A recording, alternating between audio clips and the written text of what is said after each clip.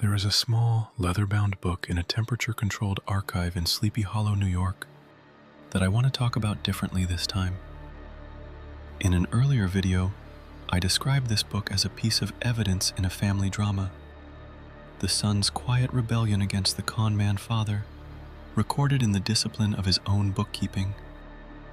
That reading was true, but it was not the only reading, and not, I think, the most useful one. The book is a notebook kept by a 16-year-old assistant bookkeeper in Cleveland, Ohio, beginning in September of 1855. It will eventually be the first of 72 such books, kept by the same person over the next 7 decades, and it will record, in his own handwriting, every financial transaction of his adult life. The young man's name was John Davison Rockefeller. The book was known inside the family as Ledger A. What I want to argue in this video is that Ledger A was not, in its essence, a moral document. It was a cognitive instrument. It was the first known example in modern business history of a sustained personal practice that would, in our own century, be reinvented under different names by founders, traders, and operators, and that produces, when sustained for decades, outcomes that look, to the people watching from outside, like talent or luck. They are not. They are the recorded surface of a mind that was watching itself work. The argument runs as follows.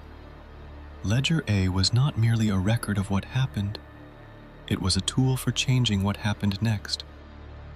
By the act of writing every transaction down, including transactions that, by ordinary bookkeeping standards, did not need to be recorded at all, Rockefeller forced his own mind into a state of continuous self-observation that no contemporary maintained, and that almost no one outside his immediate circle of partners realized he was maintaining. The practice produced, over decades, a kind of perceptual advantage that compounded alongside his capital. The capital is the part the world has remembered. The perception is the part that, in retrospect, was producing the capital. This video is about that perception, and about how the ledger built it. Open the first page of Ledger A. The handwriting is the small, careful hand of a 16-year-old who has been taught penmanship by his mother, and who knows that the book will, sooner or later, be reviewed by someone older than him.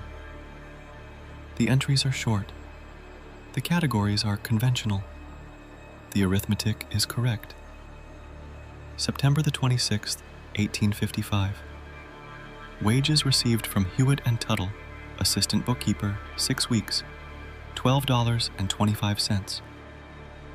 Charity to the Erie Street Baptist Mission Church, $1.23. Charity to the Sunday School, 30 cents. Loaned to a black man, name not recorded, to assist in the purchase of his wife from slavery in Cincinnati, 10 cents. Pencil, 3 cents. Slate, 12 cents. Postage stamps, 9 cents. Balance forward, $10.38. That is one entry. It records 7 transactions. Most of them are sums that no other 16-year-old of his generation would have considered worth writing down. The pencil, the postage stamps, the 10 cents to the black man whose name he did not know. The transactions are too small to matter financially. They are not too small to record. The recording is itself the point. Now turn 3 years forward to an entry from the summer of 1858. Rockefeller is 19. He has been working as a bookkeeper for 3.5 years. He is being paid $600 a year. He is on the verge of leaving Hewitt and Tuttle to start his own commission business with Maurice Clark. The entry reads, July the 18th, 1858. Conversation this morning with Mr. Clark regarding proposed partnership. Mr. Clark proposes capital contribution of $2,000 from each partner. My present capital is approximately $800. Difference of $1,200 to be raised. Possibilities. Loan from father at interest. Loan from Mr. Hewitt against future earnings. Loan from Cleveland Bank against personal note. Estimated cost of each option in interest and dignity. Father is cheapest in money, but most expensive in dignity. Hewitt is moderate in both. Bank is most expensive in money, but least expensive in dignity. Decision deferred to tomorrow. Notice what has just happened on the page. He is 19 years old. He is making, in writing, a structured comparison of three alternatives. He is, in effect, conducting a small decision analysis exercise, listing the options, naming the dimensions on which they differ, scoring each option on each dimension, and recording the result. He does not know the phrase decision analysis, the discipline that would, in the 20th century, be developed into a formal academic field is, in 1858, already on the page in Cleveland, in the hand of a 19-year-old bookkeeper who has invented it for his own use. He will, the following morning, choose the loan from his father at 10% interest after writing 2 further pages of analysis in the ledger. Picture the room in which the entries were made. It is a small boarding house bedroom on Cedar Street in Cleveland, 2 blocks from the harbor. The boarding house is run by a Mrs. Edwards, a widow who takes in 5 young men of respectable employment. The rent is $2.25 per week, including breakfast and supper. Rockefeller has been there since the autumn of 1855. He shares the room with another bookkeeper, a man named Marcus Sherwin, who works for a different firm and who has, by Rockefeller's later account, no comparable habits of personal record-keeping. The room contains 2 narrow beds, one against each wall. Between them is a small wooden table at which both men do whatever writing they need to do in the evenings. There is a single oil lamp on the table. The light is dim. The other furnishings are a single chair, a wash basin, a chamber pot, and 2 trunks containing the men's clothing. Rockefeller's routine is fixed. He returns from the office at 6 in the evening. He eats supper in Mrs. Edwards's dining room with the other lodgers. He returns to the bedroom at 7. He spends 90 minutes from 7 to 8:30 working on the ledger. He records the transactions of the day. He reviews the entries of the past week. He makes, in pencil at the margins, observations about patterns he is beginning to notice, the cost of certain regular expenses, the seasonal variation in his charitable giving, the rate at which his savings are accumulating. At 8:30 he closes the ledger. He spends 30 minutes reading the Bible. He goes to bed at 9. This routine, with minor variations, continues for the next 7 years. By the time he is 23 years old, Rockefeller has spent, by my approximate calculation, more than 3,000 hours alone in lamplit rooms, with a ledger open, recording and reviewing his own financial life. No other figure in 19th century American business is known to have maintained a comparable practice.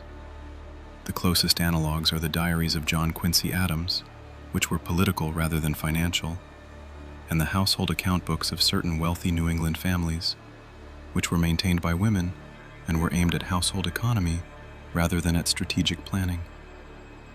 The 3,000 hours are, in my view, the entire foundation of the fortune.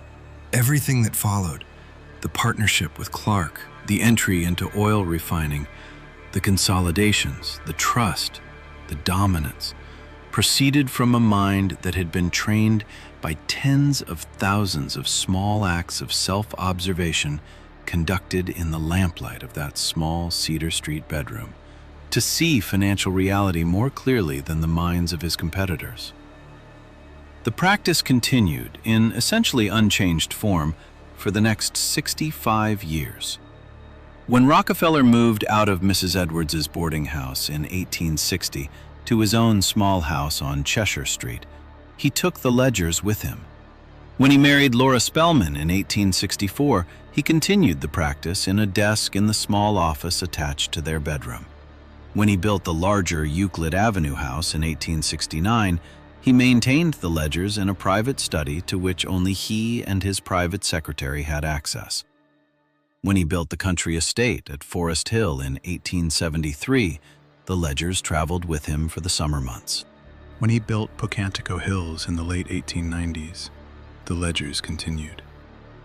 By 1900, when Rockefeller was 61 years old and effectively the wealthiest individual in the world, the ledger practice had produced a personal archive of more than 50 volumes.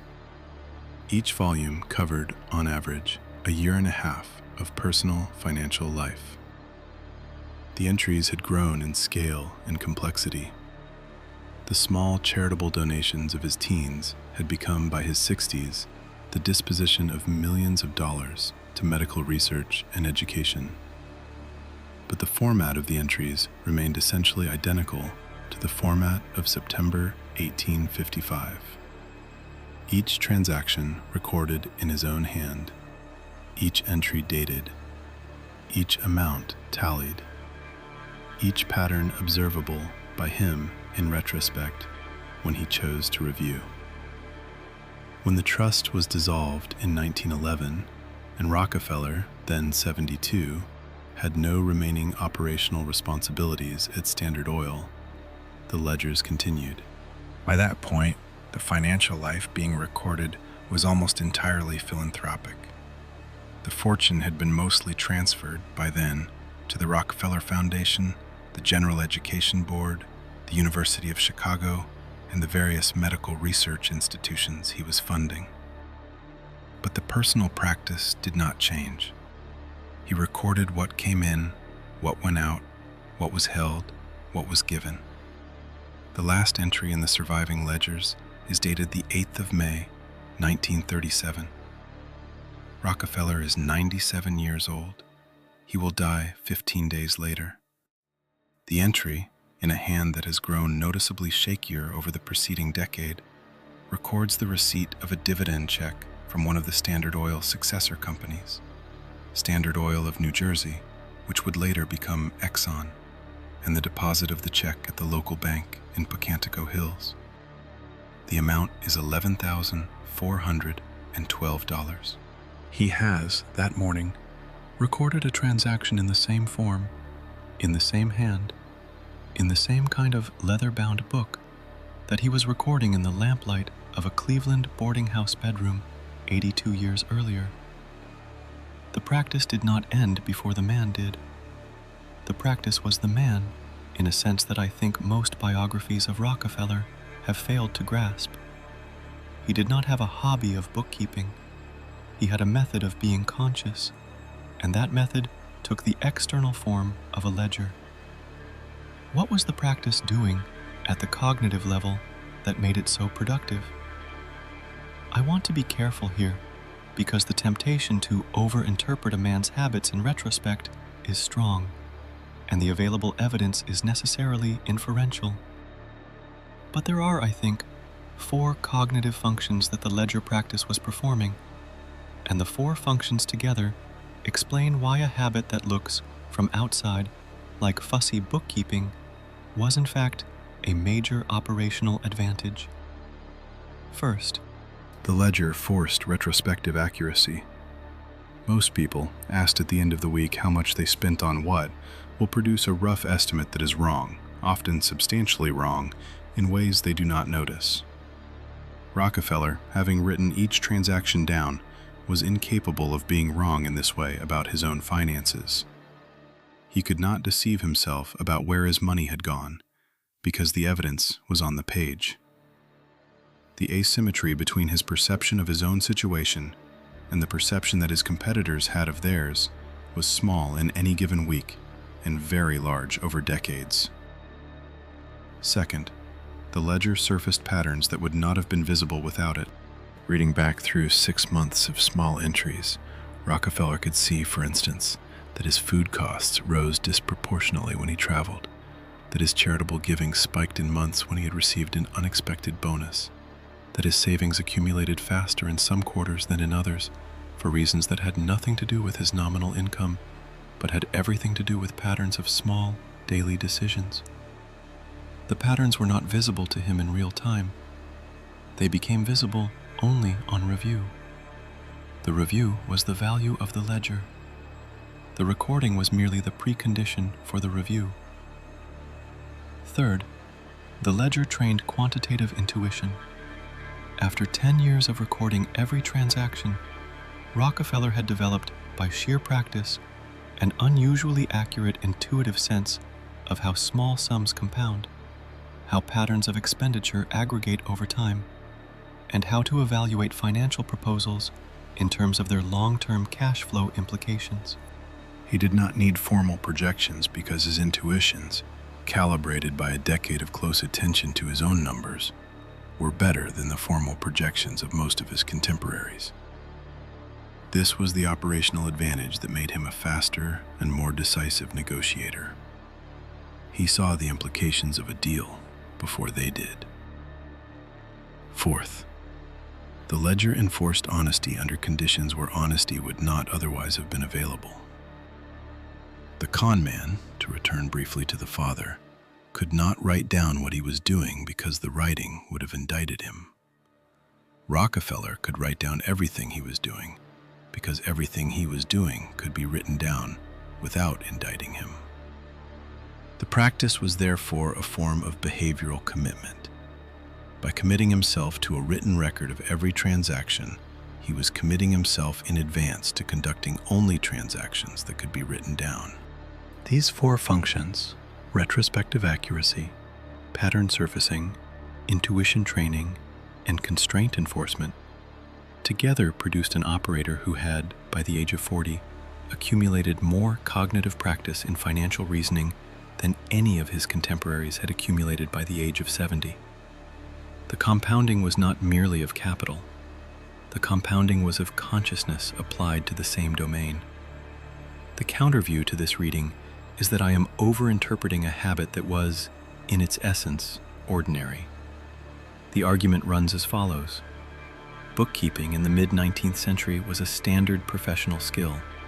Thousands of young men in Rockefeller's generation were trained as bookkeepers, kept ledgers as part of their employment, and brought the habits of the office home with them. To single out Rockefeller's ledger as a cognitive instrument is to apply, retrospectively, the language of modern cognitive science to a practice that was, in its own time, simply competent clerical work conducted with unusual personal discipline. There is some force to this argument. Most ordinary bookkeepers did, in fact, keep personal accounts. The habit was not unique to Rockefeller. What was unique, however, was the continuity. Most bookkeepers maintained personal records for as long as they were working as bookkeepers. Most of them stopped, or kept only summary accounts, once they moved into other roles.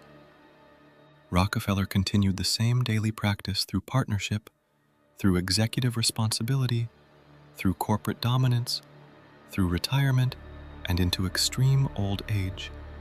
Through, in other words, every transition that ordinarily would have caused a person to delegate the practice to others or to abandon it altogether. The continuity is the unusual feature. The continuity is what produced the compounding cognitive returns. A bookkeeper who keeps personal records for 10 years and then stops has captured some of the value of the practice. A bookkeeper who keeps personal records for 80 years has captured something qualitatively different. The 80-year practitioner has, by the end of his life, a perceptual relationship to financial reality that no 10-year practitioner can approximate, because the 80-year practice has been training the underlying intuitions across multiple decades of changing conditions. The counterview also points out, correctly, that Rockefeller's success cannot be reduced to the ledger alone. He had partners, he had capital, he had a particular industry at a particular moment. He had the talents of his own temperament, patience, focus, a tolerance for boredom that few of his contemporaries shared. The ledger was one component of a multi-component success. To elevate it to the central explanatory factor is to engage in the kind of single-cause reasoning that careful historians try to avoid. This is fair. I do not claim that the ledger was the only cause. I claim that the ledger was the most underrated cause, that it has been treated by previous biographers as a colorful detail rather than as an operational practice, and that the rediscovery of its function in our own century, under various names, including journaling, decision logging, second brain practice, and personal data tracking, suggests that the underlying cognitive mechanism has structural value independent of the particular industry or era in which it is applied. In Omaha, Nebraska, a man named Warren Buffett maintains, in his desk at the small office of Berkshire Hathaway, a set of yellow legal pads on which, by his own description in his annual letters to shareholders, he records his investment reasoning in his own handwriting before any major decision. The pads are not public. They are not, as far as is known, archived. Buffett has said that he reviews them periodically and that the practice has been continuous since the 1950s. He has cited Rockefeller, by name, as a figure who taught him the value of writing decisions down before executing them. In the technology industry, a strain of practice has emerged over the past 15 years that goes by the name of decision journaling. The practice is essentially identical to the ledger practice. The decision maker writes down, before making a significant decision, the reasoning he is applying, the alternatives he is considering, the criteria he is using to choose among them, and the expected outcomes. He returns to the document weeks or months later to compare the actual outcomes to the expected ones. The practice has been adopted, with some variations, by hedge fund managers, software engineers, medical decision researchers, and a small number of senior executives. In academic finance, a strain of research has emerged on the importance of self-tracking for decision quality. The research conducted under the rubric of metacognition in management finds, consistently across multiple studies, that decision makers who maintain written records of their own reasoning produce, over time, demonstrably better decisions than those who do not. The effect size is modest in any given decision and substantial in aggregate. The pattern is consistent. The practice of writing down one's own financial and analytical life in any sustained, structured form produces, when maintained over decades, cognitive returns that compound alongside whatever capital is being managed. The discipline is not new. It is identified in different vocabularies, in different eras: examined life, reflective practice, journal keeping, decision logging. But it points to the same underlying activity, which is the conversion of unobserved mental processes into observed written ones. Rockefeller was not the inventor of this activity. He was, however, the first known operator who maintained it at industrial scale. For 8 decades, in a domain in which the compounding returns to perception were directly translatable into compounding returns to capital. The ledger that began in 1855 became, by the end, the most consequential personal notebook in the history of American business. Not because of what it contained, but because of what writing it had done to the mind of the man who wrote it. If you have watched to this point in this video, you are not, statistically, the kind of person who watches videos about wealth in order to feel admiration for wealthy people. You are watching, more likely, because you suspect that something in the architecture of how the great operators of the past conducted their lives is, in some way, applicable to your own work. The ledger practice is, in my view, the single most directly applicable piece of architecture in the entire Rockefeller story. It does not require capital. It does not require a specific industry. It does not require unusual intelligence.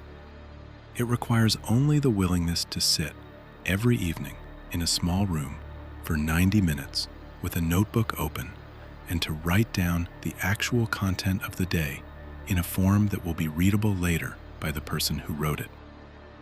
The practice is, in its present-day form, available to anyone who can afford a notebook.